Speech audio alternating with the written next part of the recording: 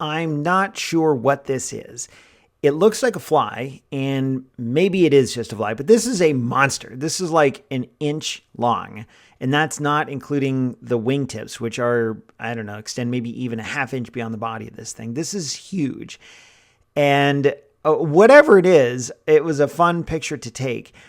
There was some frustrating elements about the editing, though, and it kind of like mars a fun experience for me. So I saw this creature. I'll call it a fly because I don't really know what else it is, but it's really, really big for a fly. Maybe it's some sort of monster horsefly.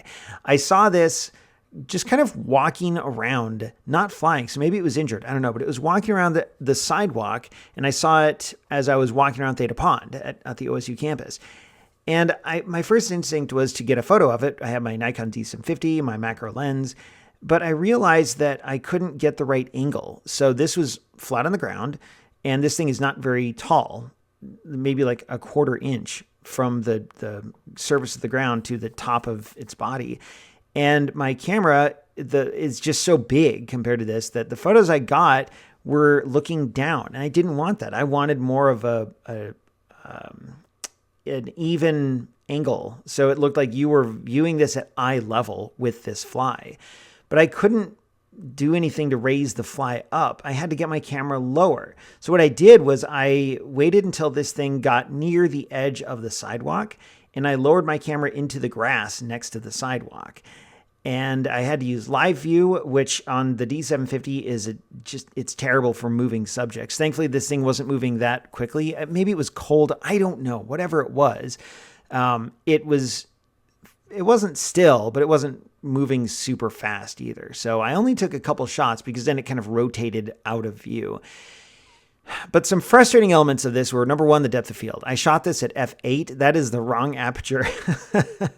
This should have been like what, much smaller. Hardly anything is in focus, and I think it suffers as a result. There's that very thin line of pavement that's in focus, along with the compound eye, and almost nothing else. And I really, if I had to do this over, I would dial in like f22. And that would need a higher ISO in order to get a fast enough shutter speed, but whatever, like that would be fine. I can deal with that. So that mistake number one was f8. That was, or maybe unfortunate. It wasn't a mistake. It was just like, I should have thought of that. I should have been like, you know what, f8 is too shallow. But I didn't have a lot of time to work with, and I just had to get back to work. I couldn't putz around for half an hour doing this. Another thing that I really, it kind of grates on me is this weird color cast.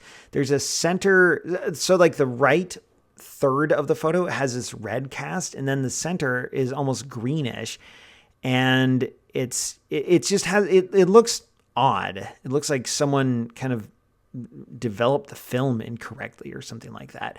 What you're looking at is grass.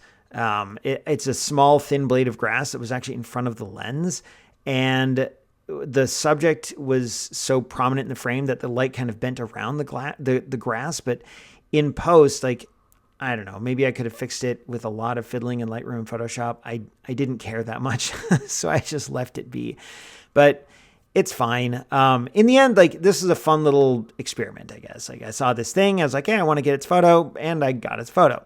There were things I would do differently if I had to do it over, but yeah, maybe I'll get that chance someday. In any case, it was a fun photo, even though some things in hindsight were a little frustrating, but I try to see those as simply a learning opportunity.